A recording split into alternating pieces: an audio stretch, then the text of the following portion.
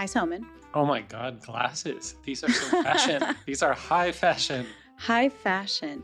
So I kept seeing these glasses on like social media. I definitely got influenced into them. I like them. They're blue lights. I do not know if blue lights, like the benefits are real or anything. I wear them too, but they don't do anything. They do anything. I also think I was one of those kids who got to kindergarten and the teacher was like, she's squinting at the board, get her eyes checked. Oh, twist, she's had eye problems her whole life. And now I had LASIK a few years ago. High marks, like very great experience, but also now glasses are cool and I miss having glasses. Oh no, see, Indians, once they give up glasses, you never go back. I wear contacts from the moment I get up in the morning to when I take them out at night. You've never seen me in glasses. I haven't seen you in glasses. I'd really like to. So you do contacts. Yeah, but then Shane Hollander and Heated Rivalry started wearing glasses, and then Ilya's Yeah, no, like, they're "You're so cool. hot in glasses," and I'm like, "Shit!" Now I have to start wearing glasses because it's Well, cool for we're gonna Asians to talk wear glasses about again. I know Heated we have a lot to Rivalry. say about Heated Rivalry, but before we get there, according to statistics, we've already lasted longer than 80% of podcasts. Well, 80% of the people who start podcasts kind of tracks. On that note, we begin.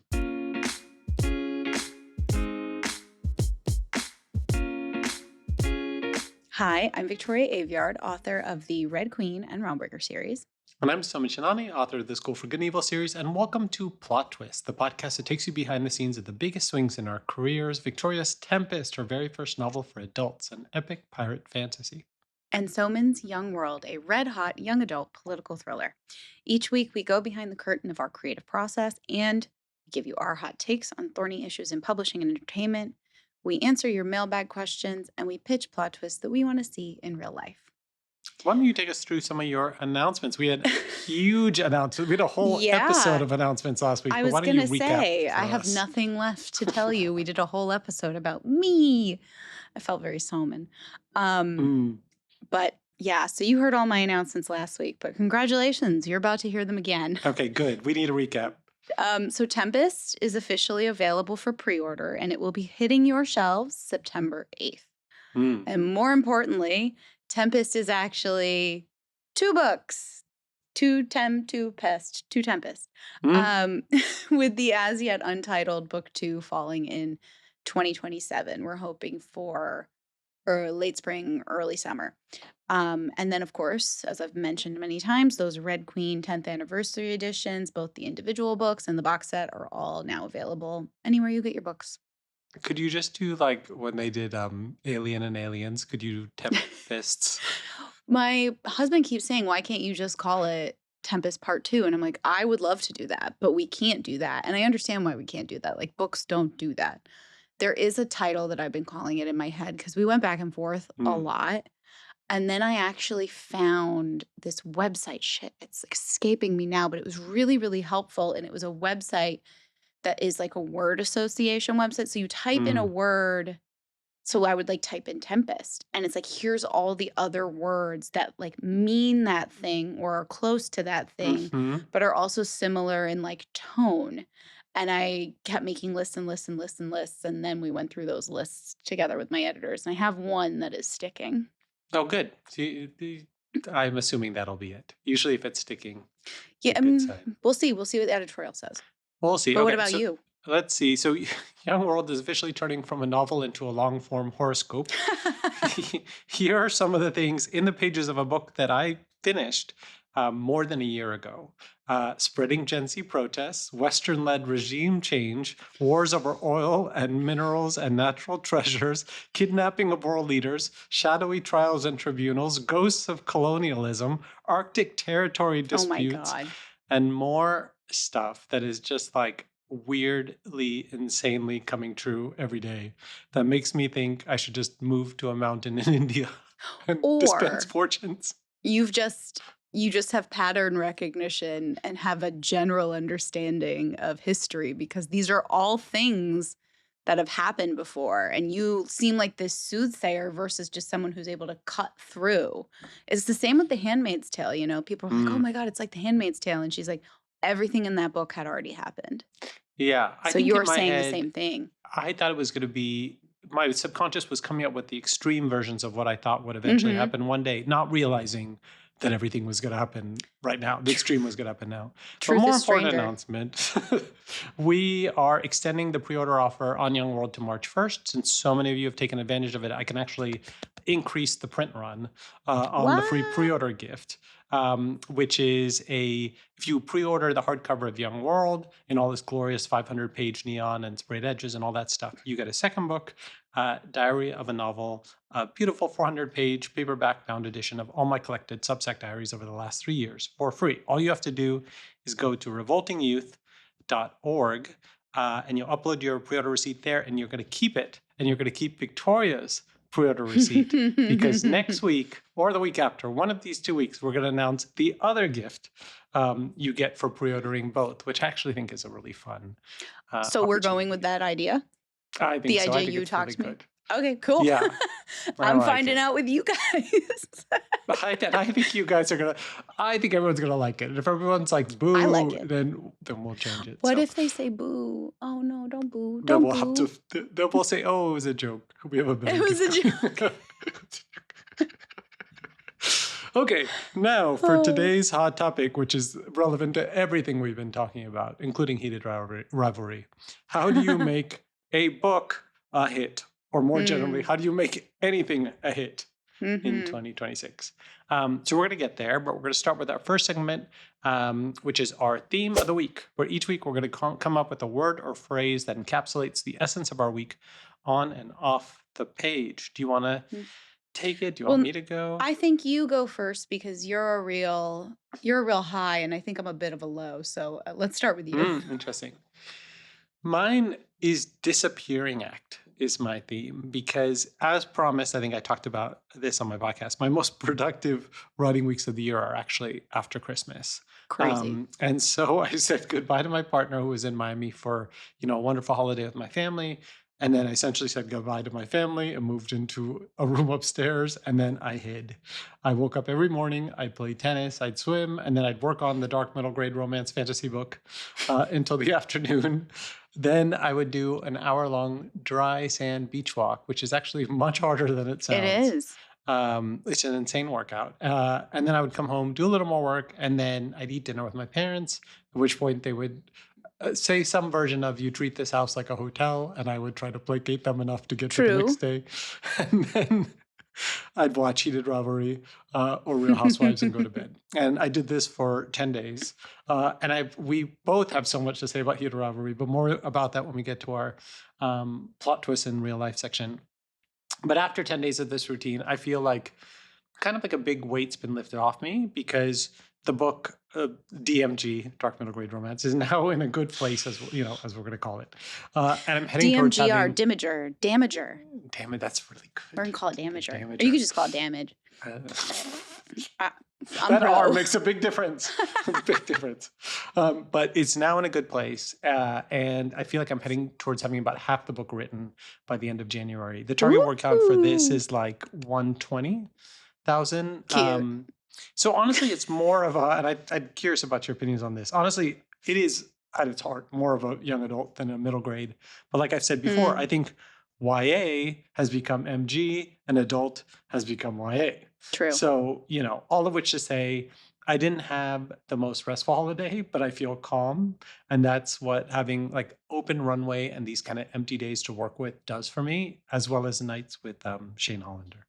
Interesting. So you're a Shane person, I not an think Elia person. because he reminds me a lot of me. Like he's introverted, he's slightly autistic. Okay, so are you pro Shane in like a romantic way, or you're like, I see myself in Shane, but I also like am attracted I'm to him? obsessed with Shane in this way that you like when Like you finally Madonna. when you finally get self-esteem and fall in love with your younger self, but it's too late because now you're old. Like you kind of have this like autoerotic romance with the younger version of yourself that you wish you were. It's very complicated. I look at Shane and I see like a mirror, if that makes any sense. A Interesting. younger mirror. A mirror So you want to like kiss. yes, because it's why gays only date themselves, like all the twins. Like it's something to do with that. So anyway, It's all very complicated. That's gonna be our Patreon episode talking about why gays only date themselves, and I just am gonna go, "Huh, that's interesting." Meanwhile, I dated a Well, it's 6'8" like stocky farmer, so that tells you how I feel about that's myself. true. That's yeah, you're no, you're not in that, and then I say feel that way about, women date their fathers, and Mm, I'm like, "Mm-mm, I did not go that route." mm, interesting. We Well, should do a whole bonus we non-Patreon shouldn't. episode We about all of shouldn't. this. Okay. That's not where we live, Soman. Tell us about your theme. Okay, so my theme is routine. Mm. So we've also been watching Heated Rivalry. Actually, my husband was like, "Let's see if we can get your dad to watch this and tell him it's a new Oh hockey show." my God. But I'm just really impressed with the show, and we're gonna get into it deeper. I actually just had a phone call with a friend of mine, and we talked for like 20 minutes about how impressed we are with the Mm. adaptation. Um, but as for my holiday, I was absolutely not in Soman's flow state. I spent time with my I know you are a family. functional human. You are like a good person. Oh man. But the holidays are very busy for us. Like all of the month of December is super busy for us. So we're in an interfaith home. So we celebrate Hanukkah, we celebrate Christmas, we have all our families, our various friends, lots of dinners and events and overnight stays. I hosted my parents, I hosted my brother for a few days. We had 3 Labradors at our house during the first rainy week of the year, which I do not recommend unless you like cleaning dog paws. We had two 60+ pound labs sleeping on top of us at one point, and one mercifully slept on the floor. Mm. um, and while my husband worked 10 days straight over the break, I did almost no work since my family was in town, but I did prioritize movement, even if I also prioritized eating cheese. Mm. That said, I do feel good about the downtime that I had and the few bits of work I did do over the break because again, I'm in that 3-week window of I'm doing copy edits, Mm-hmm. which feels very attainable right now. Like you can chip away at it and make really marked progress in a way that is very delightful to me. So I feel better about digging back into my routine. The break makes me excited to come back. It's Mm-hmm. like I talk about, oh, I'm excited for work on Mondays because I like my job and I like my routine and I like my time alone. So it's almost like everybody got the big Sunday scaries coming back from a Mm. super long break. And I was like, ooh, I can't wait to come Mm. back from the break. So I'm free. My house is clean. My house is empty. I have no more gross leftovers in the fridge. We have one dog. Like, I'm at peace. Let's go to our next segment, which is goals for the week, where we try to set milestones, and next week we can see how we did. So let's go to our goals from way before Yeah. Christmas and see how we did. So tell us how you did on those goals and where you're at now with your copy edits and all. This was like enlightening. I'm so glad we have all this written down. It's really Mm. cool to kind of look back. But the first thing on my goals was the secret thing, which I told you all about last week. But the secret thing is actually editing the second Mm. book of Tempest. And now that Tempest itself has been split in half, but because I have the copy edits, the quote secret thing slash editing the second book is on the back burner until I finish those. I'm going to flip over as soon as I turn in the copy edits. My second goal was to clean my office. It was sort of the dumping ground for all of Mm. the holidays. That was a failure. The office still needs work, but I have sorted out like the Christmas decorations are put away. A lot of the packages are put away. Some of the packages are not because I have all of my author copies of those big box sets and I've just been Mm. like shoving them at people. And then my last goal was I had like a girls trip in Jackson Hole, and that was achieved. I called it a girls trip. My husband called it a bender. It was a little bit of both. Highly recommend Jackson Hole and Grand Teton. Lots of highlights. I did get to watch um, how wildlife researchers collect bighorn sheep. Can't remember. Did I tell you about this? No, I want to hear how they Okay. collect. And I'm sure Scott will want to hear too. So just outside of Jackson Hole, obviously there's Grand Teton and then there's the National Elk Refuge. And there's a lot of herds of bighorn sheep, like wild bighorn sheep, and they're big and they're fast and they've got those big spiral horns. They're really cool. And the herd in the elk refuge, I guess they're struggling with both like a flu and chlamydia. Mm. So the way that they treat the herd is obviously they have to, for lack of a better word, apprehend them and take Mm-hmm. them to the research station and like do their tests and treat them and tag them and give them their shots and all of that. And the way that they do it is a ranger flagged us down while we were in the park or in the refuge and said, you guys park right here and you're about to see something really cool. And we were like, okay, because you could hear a helicopter, but you couldn't see Mm. one. And this tiny little helicopter comes over the ridge and is hovering over the tree line. And they start firing blanks into the trees. And so you hear guns going off, and we're like, what is Yeah. happening? And they're flushing the bighorn out of the tree line and trying to separate one or two from the herd. And they do. Mm. And they chase them with a helicopter. And these sheep are fast. Mm. And there's a helicopter 10 feet above them zooming down the valley floor. And I'm like, I feel like I'm about to watch these guys crash. And instead, amazing pilot arcs over the sheep. Some guy in the back has a gun, as a net gun, and shoots a net onto one of the sheep. And another guy jumps out of the helicopter at the same time and gets down to the sheep that's been now, trapped in a net, puts a blindfold over its head, hobbles it, and the helicopter comes back. They hook the sheep up to the bottom of the helicopter. The guy jumps back in, and they zoom away with the sheep just spinning underneath. And you Are can these see his little head turning. And I'm just thinking, when he gets back, he's going to tell his buddies, you guys you won't believe what happened to me. And they're like, you're drunk again, Josh. he's like, humans would pay thousands of dollars for this Right. experience So on they a said we zip line take or them something. away, we ultrasound them, we treat them, we tag them, we bring them back. And we do that with as many of them as we can. And I'm just thinking, how the hell do you get that job of being the hot shot, gunning Okay, sheep from the helicopter are and then they jumping out? failed firefighters or failed Air Force? I don't know, but obviously they're dedicated to wildlife research and rescue. So I think they go more that route in like their degree or their studies or whatever. But it was really, really amazing. And I was just like, I've never seen anything like that in any of the national parks or Hmm. anything. It was just really cool to get to see that. And they were clearly very excited to like show off what they were doing and be like, hey, we need your money and this is what we get to do with it. I love sheep. The problem is we had a sheep on our farm for Mm. 2 weeks, and then farmer partner sold it because his argument is there's nothing in a sheep that a goat cannot give you in terms of intelligence, personality, cuteness, and it doesn't have a big ass. And it doesn't eat But what makes the 10 goat times the better? food. Wait, say again. What makes the goat better? Is the He goat just says it's the same. It's literally the same as a sheep, and it eats 1/20th the So it's a food. financial thing. It's Because a I always financial thought, thing. don't goats like have attitudes? All of them are bad, but 'cause sheep are cuter, Yeah. but they do eat a lot more. I do think my generation probably has, the propaganda of Babe. So we think of the sheep in Babe. Oh, Barem you. they're very, very cute. The baby sheep, I was very sad when he sold it. He sold it without telling me. Oh, it was a It was baby. it was a baby A sheep. little lamb. He's like, it's gonna eat off like everything in the farm. Oh, wow. Well, All right, anyway, back to your goals for this right. week. My goals are now to become a sheep jumper, I guess. Sheep rescuer. So inspiring. Anyway, goals for this week, copy edits. Like, let's get those done and dusted. Right now, I want to get through like 20 chapters. They're due next week.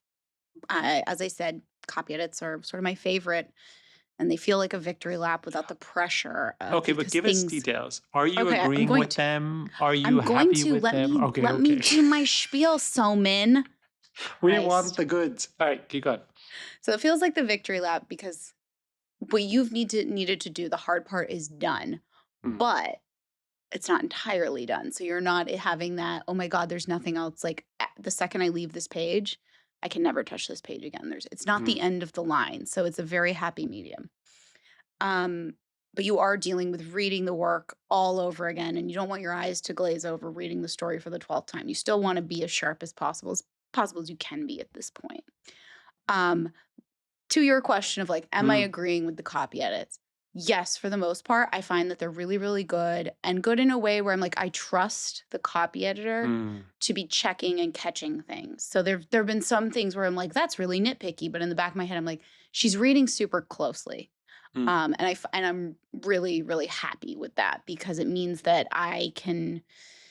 Well, I am still also reading closely. I'm trusting. I'm not going through with a microscope because I trust the CE. The only thing, and I didn't realize that this was going to be like friction. So obviously Tempest, it's a pirate fantasy. It's super British Empire coded. Like they're the bad guys. And so I'm having this sort of lost in translation moment where I'm realizing, because all of the characters are super British coded and specifically like Imperial Britain coded, the way that they speak, the cadence, the structure of their sentences is more British than American. Mm, And so the CE is changing things. And I'm like, well, no, that is their voice. That is the mhm, atmosphere that I'm creating. It should actually be in this style.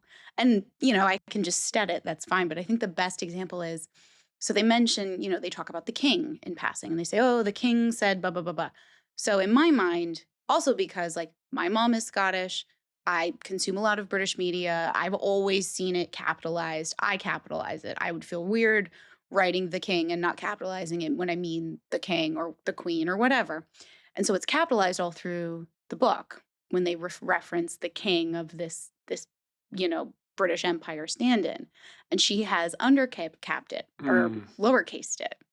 And I had to be like, no, you can't, like, that's not what we're doing here. And I understand that it is the style in America and like the house style, but that's not the style of the book. So that was a very interesting, like, I had to go back and change all of those. You'd be surprised that that capitalization of a character's name, like in Book Two, Score for Evil, the Dean, and copy editing wanted Dean lowercase Mm, in the way that they wanted the king. And I was like, no, because it's a bit, and it became an actual, like, it was a big fight. Like it really? was, yeah, they wanted Well, it. They felt like it was supposed to be lowercase. I In went the same to way as your king. because I started Googling because I was like, am I crazy? Like, I feel Mm-hmm. like, if this book was published in the UK, they would never dream of it. Mm-hmm. And I found like an FAQ answer on the Chicago Manual of Style website where they literally say that. They're like, if it's an American published book, you can go either way. If this was a book in Britain written by British people, they would never dream of putting a lowercase for king or queen. Oh Never God, dream you're of like it. And it's like it, screenshot. and I'm like that's it. Like it doesn't cross my mind to do that. So that's where I'm at. That's the only sort of mismatch, and it's a very small one, and it's very much a style choice. So I don't, until you told me this, I didn't anticipate there being any pushback, but I This think it is should a be very fine. small, yeah. This for a book this big and a new world and everything. Like that's an easy problem to solve. Right, right. Yeah. My second goal, I've got to prepare all the assets for the reveal of the Mm, pre-order and the book two sort of um announcement, which is in a couple of days from when we are recording this. So I have graphics, I have videos, I have a Substack that I'm in the mm, process of writing that I'm going to be sending out to all of my Substack followers. So you're now in the future listening to this. All my Substack followers got told the night before what was going on. I sent mm. out a newsletter. So if you want to hear things before they come out officially, you should go subscribe. So just getting in order all the things that I can do alongside my publisher to really open up Tempest's Pub Year with a bang and make this first big moment land. We're just I'm trying to do everything that I can do to make sure I Mhm. grab the eyeballs and let everyone know, because awareness is such an uphill battle these days, even with the biggest books.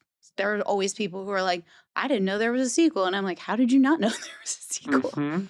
But anyway, and my last goal is sort of to ease back into a little bit of balance after the holidays, ease off the cheese, keep up the movement, get back into writing mode, and still be present with everybody around me because you and I, the circuit is starting up again.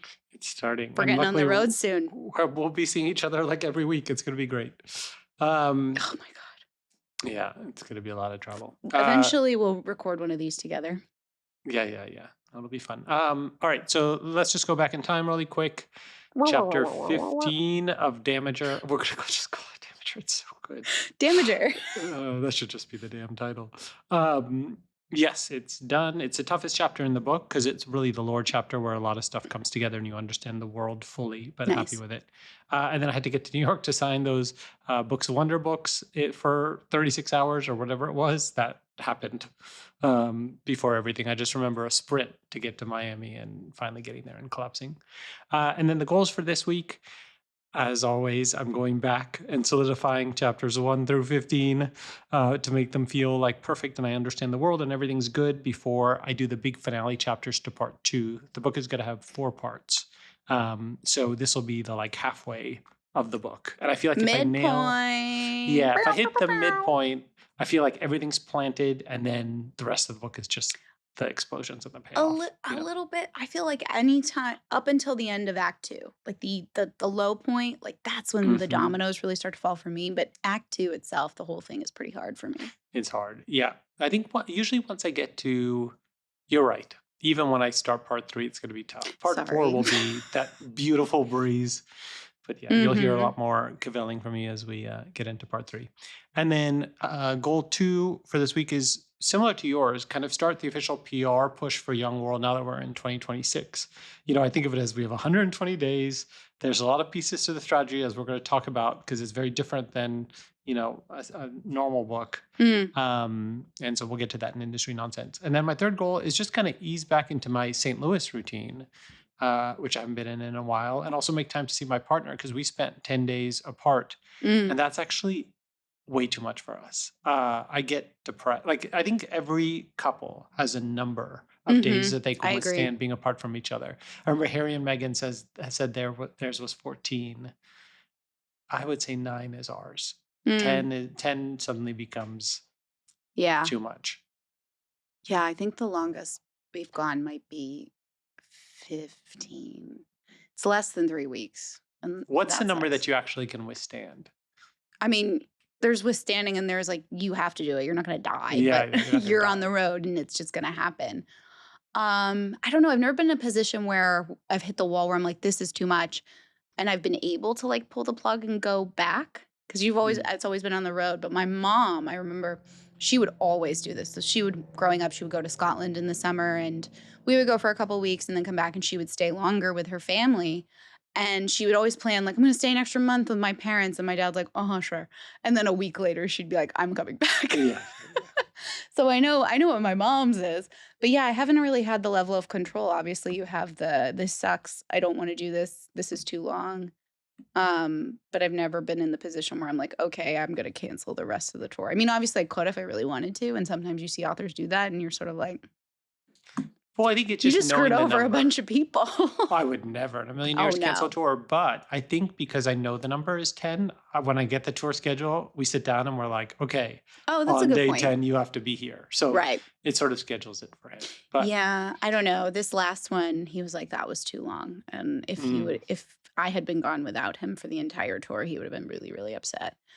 we I do definitely have a have to do. question Oh, about yeah, your tell me. PR push Tell because, me. as you've said, Young World is becoming more and more prescient. Are we going to see a picture of the new mayor of New York with Young World? It's a good Because you have the question. in. I have the in. I just feel like it's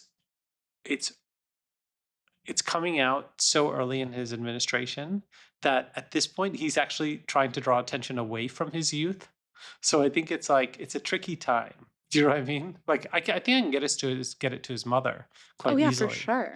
but I just think it's the wrong message he's trying to send at the moment. I think he's trying to do the message of I am competent, I am an Here's what you adult. need. Here's what you here. Okay, if I could manifest this for you. Mm, So you send it to his mom with a note for them being like, "Congratulations, I wrote this book a couple years ago. It's coming out. Like, I feel like we're all on a wavelength. We're so excited for you. I signed a copy for you. That's it. Not asking for anything." A picture is taken a few weeks later, and on the back of his desk, there it is, that because bright it's so bright orange. orange. And everyone's like, "What's that book?" Oh man, Zoom, I wish my friend was Selman. still working for her because then she could just plant them anywhere he went and then snap little pictures.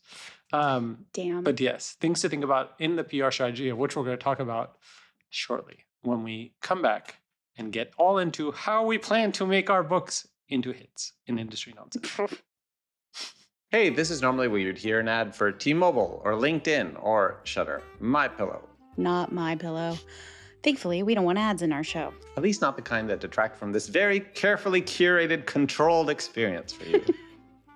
Instead, when it comes to sponsorship, we would like Plot Twist to celebrate books, art, artists. So, on that note, Are you a publisher that's looking to spotlight an upcoming book, or an author-focused brand seeking to build awareness, or maybe a writing camp or a workshop trying to get the word out? or maybe you finally figured out how to make Microsoft Word work, then now is the time because starting today, we are actively reviewing sponsorship proposals for Plot Twist. Imagine it. Your company could sponsor an entire segment of the show. You could sponsor Theme of the Week, or plot twists in real life. Or you could get super controversial and sponsor industry nonsense. Good luck with that. Or you can even sponsor a whole episode or show. Plot Twist is listened to worldwide, a mainstay on the podcast charts, and it has a new listener every 60 seconds. So if you're interested in becoming a sponsor, email us at mail@plottwistpod.net and we can start the conversation. That's mail@plotwistpod.net. Thank you for not making me be the one to spell that out. And now back to the pod. And we are back with Industry Nonsense, where we dive into thorny issues in art and publishing that other people might be afraid to touch, especially questions that we ourselves want the answers to and we don't actually have the answers to, but we're going to try to work it out in real time. Today's question, how do you make a book a hit? Why don't you start? Well, obviously, if we had the real answer, if there was a real foolproof answer, neither of us would share. Mhm. And we would be on our individual yachts parked within shouting distance of each other and speaking to no one else. Mhm. So there is no clear formula to a hit. If we can define what a hit even is, there's a lot of different metrics known to the author or unknown to us. Books that might look like a hit to you might be considered flops by the publisher and vice Mhm. versa.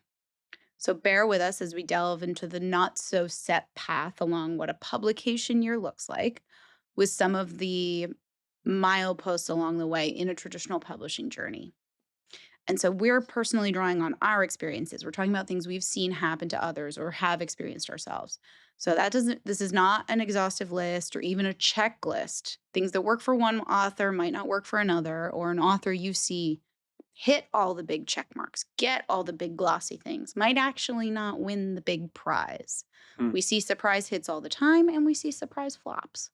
But I do hope this is helpful in lifting a bit of the veil for you and for each other. Someone's going to tell us some things and I'm sure I'm going to be like, I didn't know that. Mm. Because frankly, a lot of this is us comparing notes with each other and figuring out what is normal by sharing our experiences with people who are having the same experiences alongside us. So now that it is 2026 and Soman and I have officially entered what is called our publication year, both Young World and Tempest publish this calendar year, Young World in May, Tempest in September. So Soman is several months down the road already with the publishing machine in full swing while mine is spooling up. What does that look like for us? I tried to compare my various experiences launching my last two series. With Red Queen, I was a debut, and I didn't know that the things happening in the run-up to publication were big deal things. Mm. I thought like the bookseller dinners and conventions like Winter Institute were normal parts of the job.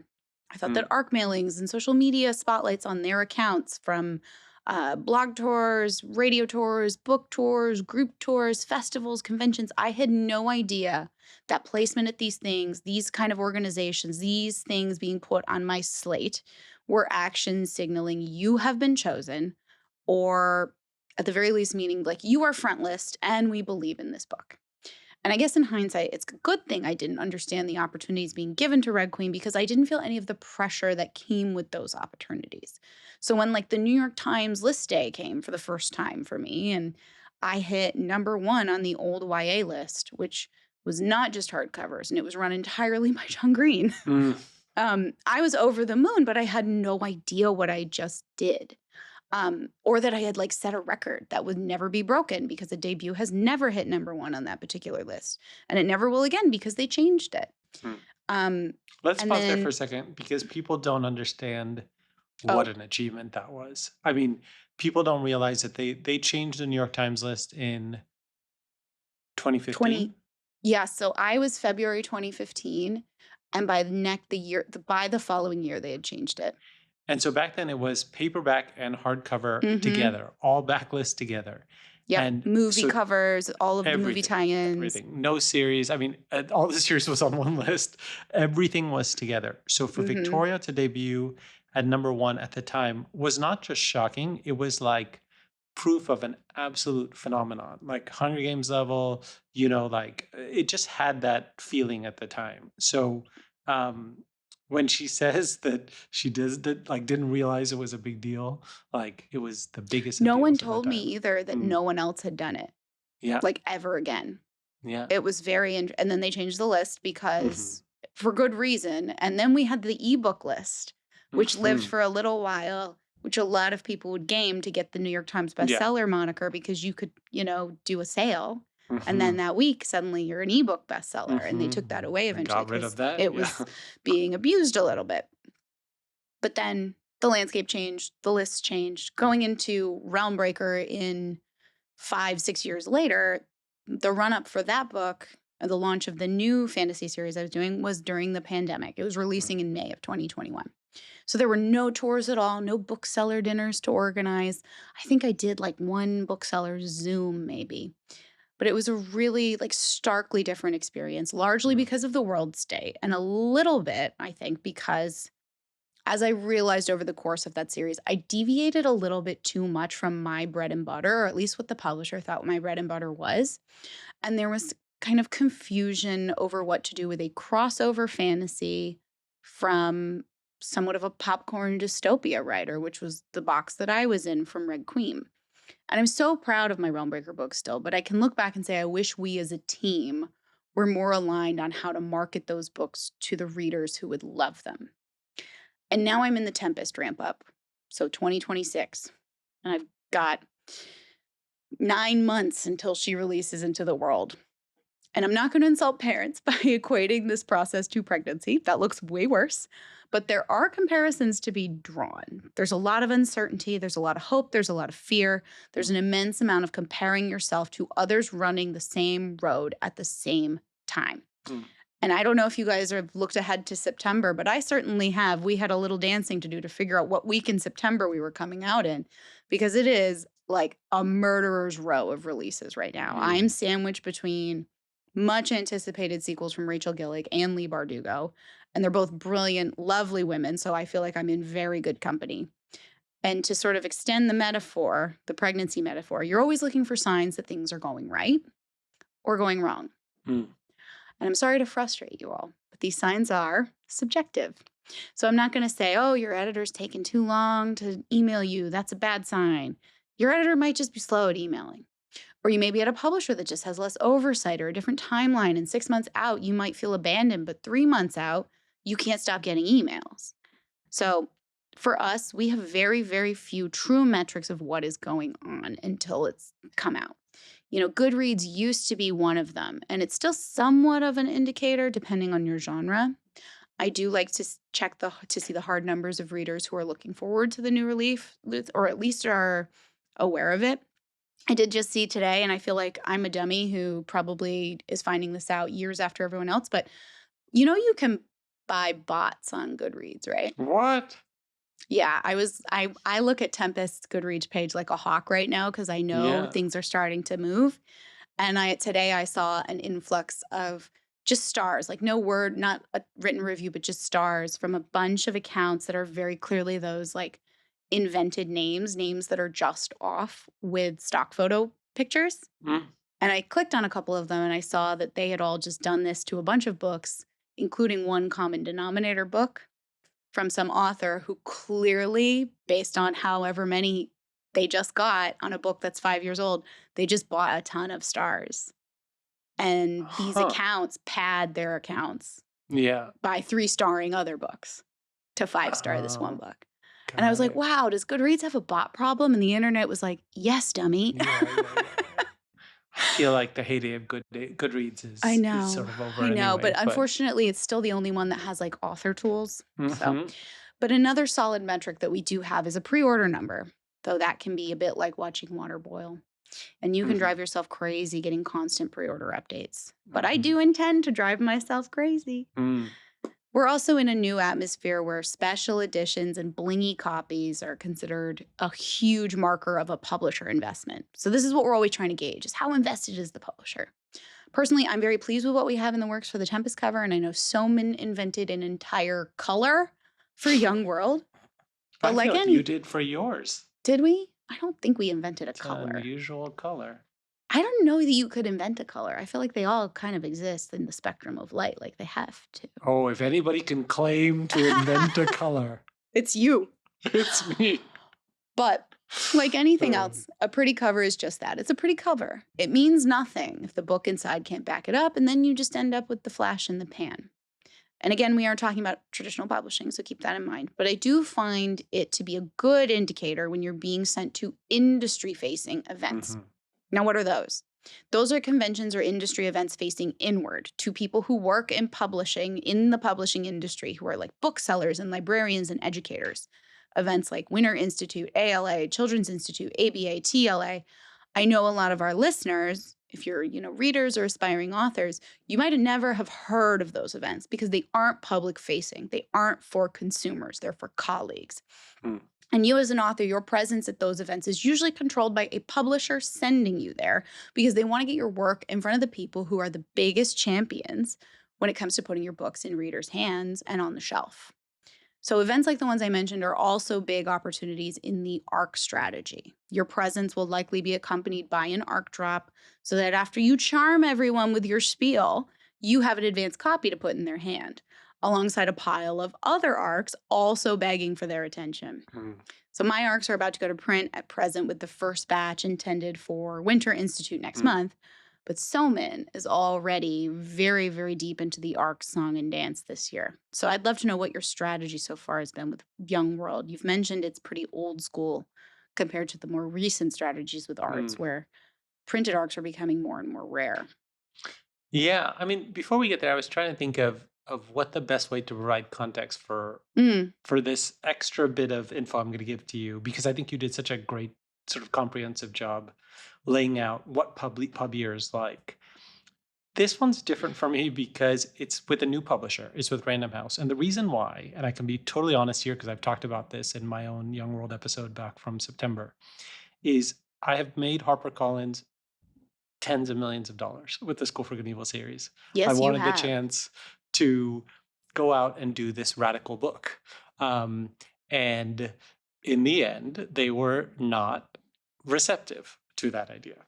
And they did not want it. And Hmm. so it was very clear that, this more decade-long relationship that I had with them, was going to go forward with me writing more fairy tales and fantasy if I was a good boy, which I am not. And so I moved and took it to, my first editor from School for Good and Evil at Random House. And so I've started new. So it's like starting from the beginning. I'll take you a little bit of inside of what I've heard from Random House. And I heard in a presentation, and it makes a lot of sense to me. As they see it, and as all publishers see it, this is what they all believe. There's three types of books. There's the established genre books, which have a kind of tried and true strategy to them because they're kind of timeless in the way they're presented, whether it's a sci-fi or a historical romance or contemporary drama. There's a silo that has been there for a long time, and if a book is a model example of that genre, they know what to do with it, right? Then there's number two, which are on trend books, which is the trend is broken out because of a monster hit in a very specific silo, Mm, and then you're going to go as fast as you can to get your book onto yes. it. And this is the romantasy craze where it's like an arms race post Fourth Wing. And then there was Christmas Bookshop, and there was Icebreaker, and now there's Heated Rivalry, and these hits pop up, and then everybody who like rushes to kind of get in there and either reposition themselves to be in that vein or create new content in that vein. And it's about speed, and it's about getting your book on the shelf to that new audience to even look like those trend books, right? And then lastly, the third category, which is a little more elusive, are called tastemaker books, which have no established path. And they require a lot of explanation to an audience. And the goal is to break them out into a hit. And all three of these require different strategies, according to the publisher. Tempest is number one, I think, because when you talk about it, a publisher and consumer instantly snap their fingers and say, we know what this is. A Hmm. pirate fantasy romance. Yes, check. Got it. Want it. Wrap me up in hunky pirate. Send me out to sea. Like, we get it. Like, it just is timeless, and it's what we know that kind of book should be. Young World is the third in that tastemaker category because when I say political romantic thriller, murder mystery in color with 150 page of visuals, no one knows what to do with that. Like there's no What? You don't know. Yeah, you just question marks, right? But the strategy to number three, tastemaker books, which is that the publisher actually puts a lot more resources into them upfront at the beginning because they believe in the book and feel like if people read it in that early tastemaking stage, then it will have a chance to pop. Versus number one and number two, where you save most of your money and marketing dollars and everything for release, for the marketing around release. So in the case of Young World, that means a big chunk of the budget is going towards physical arcs, Hmm.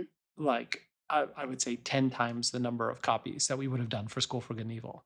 And you mentioned like a lot of books don't even do physical galleys anymore after COVID. They kind of fell away a bit Right. and didn't really recover because, once you take things away from people, it's very hard to get them back. But early reads for this particular book are everything.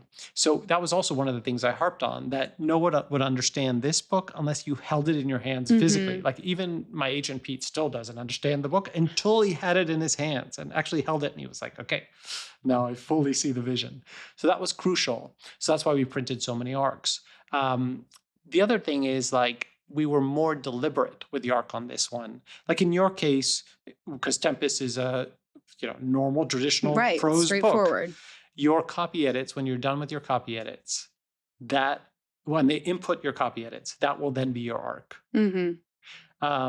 And so sometimes there's formatting errors, sometimes, but there's not that many because it's a prose book.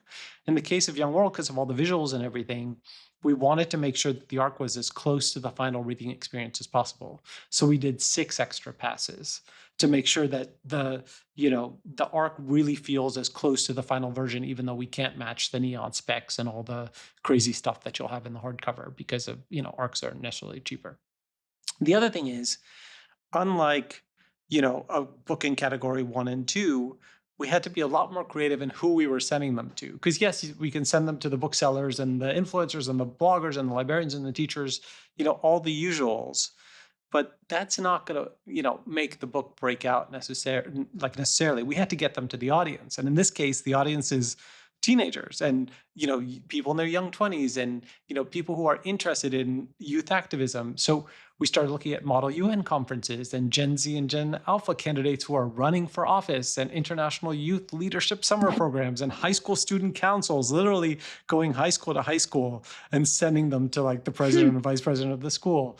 Honor societies, legal scholars who've argued that the under 35 law for running for president should be abolished. Wow. Youth activists like David Hogg, between me and June and a couple other people on You our have a team, list. we just brainstorm all day long. Like, who can we send this to that is gonna get it? I heard Tilda Swinton on a podcast maybe 3 months ago where she went on this 2-3 minute diatribe about why aren't young people running for office? Why isn't a young person, majority leader of the Senate? And I was like, send Tilda a Send book, it to Tilda. So it's just looking for it's throwing paint against the wall in the most extreme way because we don't know Yeah. who's gonna pick up on it and who's gonna feel it. So it's the Tilda Swinton strategy, right?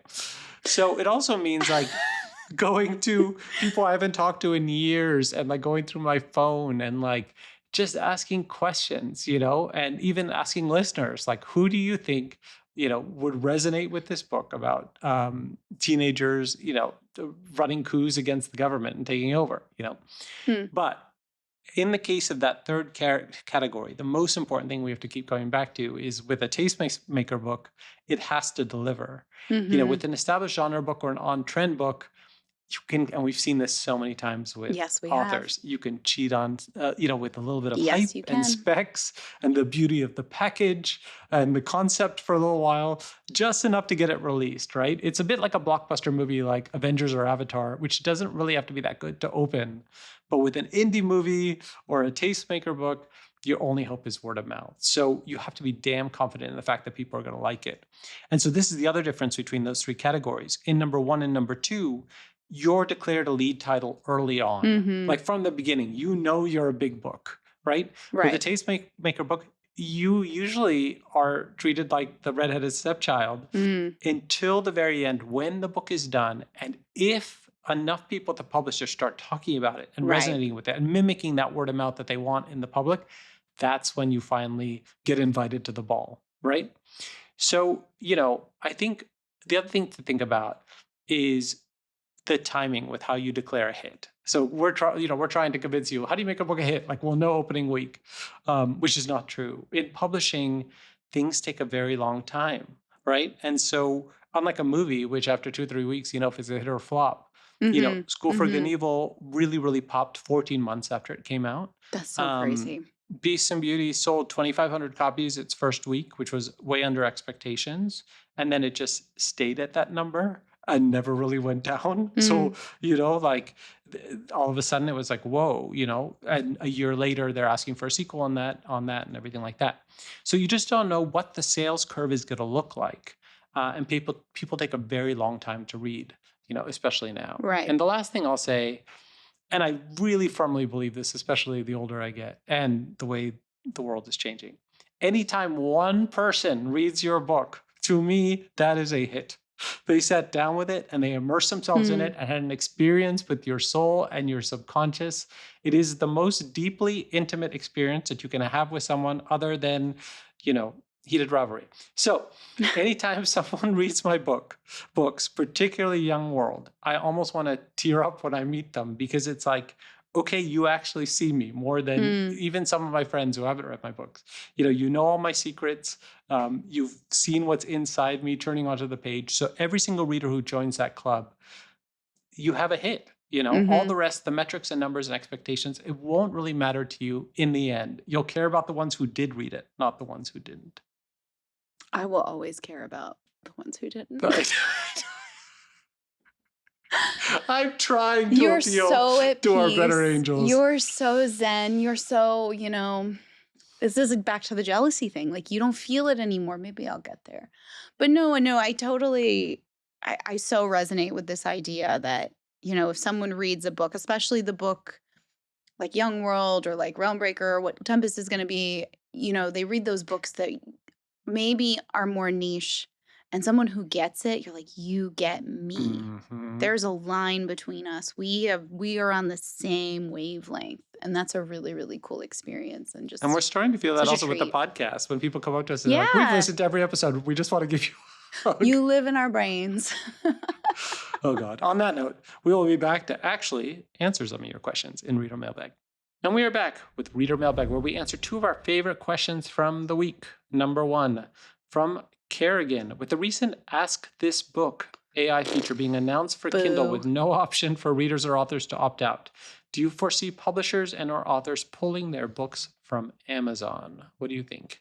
I mean, I don't see people pulling their books from Amazon. It's just, it's not tenable. As horrible as it is, and as, horrifying as it was to see this thing just one day it wasn't there and the next day it was. And we all found out via the internet and we all found out like, hey, you have no say in this whatsoever. We don't know what this thing is. We don't know what it's trained on. We don't know what it's reporting to. We don't know where the data it's collecting is going to. And it's all been done without consent, without information, without any sort of, hey guys, we're doing this thing. It just sucks. But Amazon pretty much has a monopoly in all but name, and there are very, very few authors or even publishers who could afford to drop the platform. I would hope you're more likely to see legal barriers on AI like this, but that's just my wishful thinking. AI is here. I just wish we lived in a country and under an administration where, okay, we're going to get some legal frameworks. We're going to get some watermarks. We're going to get some credit consent. We're going to get licensing, but we're not. And the devil's advocate argument I would give, Shut just up. because I'm curious as to how this You're is going to shake not. out. Well, here's the thing. I wonder if it'll stay, whether it's useful or not, or whether it's one of these things that people are going to actually say hurts the customer experience, and then eventually Amazon will get rid of it. Or does it actually help people make the decision to buy the book and actually increase sales, And it purports to be spoiler free. So I'd need to see the negatives in practice. Well, you're operating from the standpoint of this is something that's meant to do a service to the reader by helping them read the book. I am operating from a standpoint of this is a way to collect the information in the book to feed an AI or an LLM that they already have that they're using for their own benefit. Yeah. And the other thing is just a runoff. To be frank, I'm surprised it popped up at all and they weren't just doing this behind the scenes and not telling anybody. Mm-hmm. But that's my pessimistic view, is like this is being used to feed an LLM that Amazon is going to roll out and be like, you always wanted to be an author. Here's your toolbox. And we'll just be like, great. And now it's going to be in all of our contracts and all of the fine print of, if you sell a book on Amazon, they get to eat your book. Yeah. All of you who Sorry, have guys. used this function, yeah, we want to hear. I want to hear people's thoughts, comments. I feel like people are going to have more insights, just like Kerrigan asked us the question. So definitely come back to us with more of your thoughts on it. And our second question from Grace: can you walk through the different types of revisions, edits, and what they are for? I've heard you guys say copy edits, edit letters, different editorial terms, but how many rounds are there, and what do they mean? Oh, this is such a good question. I'll leave it to you. You know, maybe we need an Ask AI for our podcast, where when you hear us use a term, you can go, wait, what is that? And the AI will say, Victoria was talking about. Or it says it in our voice. In our very AI no, voice. be very terrible. Oh, anyway, but this is a very good question. And I think we probably need to do a bigger episode on our edit process, along with, now that we've covered, editors themselves. Again, this is subjective to each author and their process. And some authors do more editing, some authors do less, and some don't edit at all. And I think we have all seen what that looks like. But the general structure is, you write a first draft. You go through 1 to 3 rounds of developmental edits. This is the time you use to shape the story from first draft to something polished and cohesive. And then we get into the copy edits, which are more for grammar and spelling and continuity, with a copy editor who is trained to do that very specific work. And after the copy edits are finished, you move into proofs or pass pages, where the draft is typeset and it now looks like a book. It's printed on a page looking like a book. And you go over that again, looking for typos or orphan lines, how the text physically looks on the page. And then you do the scariest thing. You let it go to print. You made me answer that whole question. Yeah, because also, honestly, my edit process looks so different. I never do really a first draft. I kind of edit as I go, and I turn in what I consider the final draft, and then Right. So some authors will also turn in pieces to their editor. Some authors, I've heard of authors who write like very with their editor, like to the point where every single day they're on the phone with the editor writing, which to me sounds a little like, maybe you should just write your own book. Like having your therapist in your house. Oh, God. It's too much. Try it on your own. Oh, yeah, please. If you'd like to submit a question to our reader mailbag, email it to mail@plottwistpod.net, mail@plottwistpod.net. And now for plot twists we want to see in the real world this week. To me, Heated Rivalry's closest cousin is 50 Shades of Grey. Wrong. And by closest, I mean like very far apart. But both take a sliver of taboo or a fantasy of female wish fulfillment and just absolute commit to telling it with as much conviction and, and everything as possible. And when you dramatize it on screen, it feels revolutionary because we spend our whole life dancing around shame and desire. And to just see it portrayed so nakedly and honestly without the shame on screen just feels like an alternate universe. And it's that alternate universe which is so intoxicating. It's like erotic Pandora. And so Pandora already is pretty erotic, so I know, it's true. It's 100%. Every time I come out of that movie, Hail I'm like, Awa. oh my God. I'm like, I was like flushed. And I'm like, humans are so unsexy compared to these people. Okay, so now I think the next frontier is to be able to tell a gay story like Heated Rivalry, but you take out the closet element completely so that we can kind of leave shame behind and get to deeper, I don't know, more interesting taboos or just, different tensions of gay life. And I think it would be nice to retire the closet story at some point. All of which to say, my plot twist in real life is that I would love to write a book like this. Please do. I have a good idea. I'd probably set it in the world of tennis, which has never really had an out male tennis player in the top 100. So it would be literary and highbrow and also dirty and awesome and no closet ringing, maybe one day. I think Heated Rivalry just really affected me emotionally, I think, because it made me long for a youth where all of that would have been possible, because I felt so much like Shane. And I feel like the Shanes of the world back when I was that age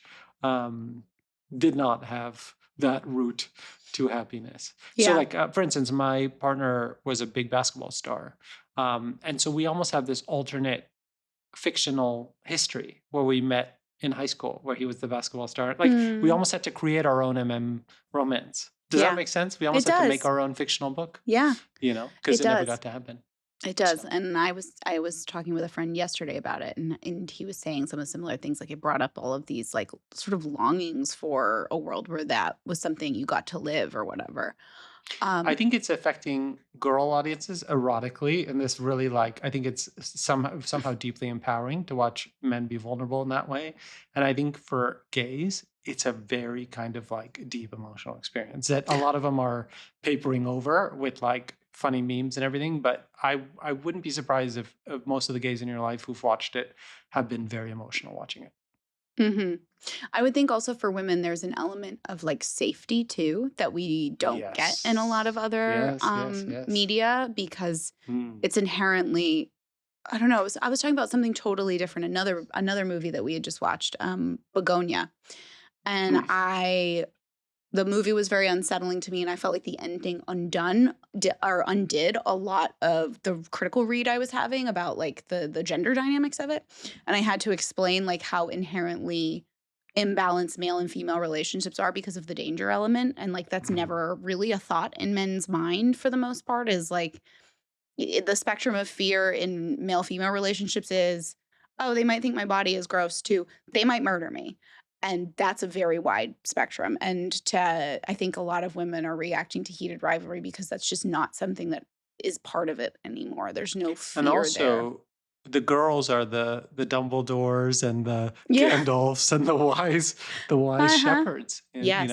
I 100%. really am liking that. Well, so I would argue heated rivalry is much better than 50 Shades, Oh, personally, yeah. I would say. Oh, yeah. Though I am only comparing the adaptations. I haven't read either of the novels, but from the Mm. perspective of a viewer, I find Heated Rivalry better in pretty much every aspect of storytelling. Like the acting, the Mhm. narrative, the world building, 100%. the theme, Yep. it's all Everything. hitting, and it's hitting well, and Everything. it's hitting economically.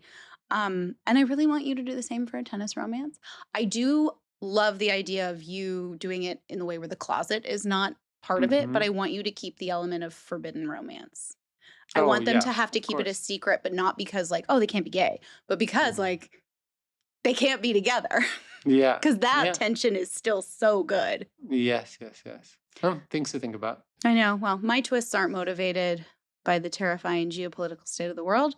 I just want to let myself enjoy this window of time where I'm cozy and working, and things for Tempest are starting to click together, and I can just do my little green smoothies and my video updates and don't worry about the metrics or post insights or anything besides my work progress. So my twist is having no anxiety about release or all the things that could go wrong. I am a person who is always waiting for the other shoe to drop, and I want to take a break from that. That's my twist, cutting myself off from my own mental anguish. It'll never happen, but I want it to. Every week. Every That will week. be your twist until release.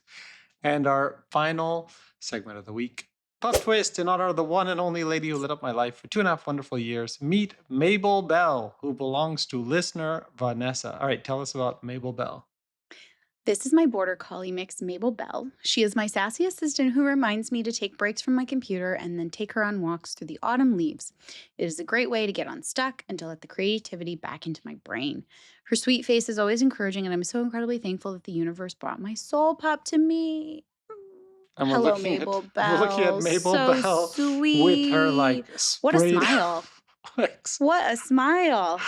Oh, she is a diva and a half. We love Mabel Bell. If you're on YouTube, and if you're not on YouTube, check us out so you can look at these beautiful dogs with us every week. And with that, we'll let you know where you can find us the rest of the week. I am on Substack every Tuesday, Diary of a Novel. I just talked about how Walker Scobell, who plays Percy Jackson in the Disney series, should run for president against JD Vance, and he would actually win. So check out that entry. I don't know anything about him. And Instagram at Somancy, and then TikTok where a 15-year-old runs my TikTok. And how about you? Where can they find you? You can find me on TikTok, Instagram, and Substack. And remember, my Substack subscribers usually find out information early. So if you want to be in the know, go subscribe. And come back next week because we're going to tell you what you wonderful listeners will get for pre-ordering both books. All right. So we'll see you then. Bye.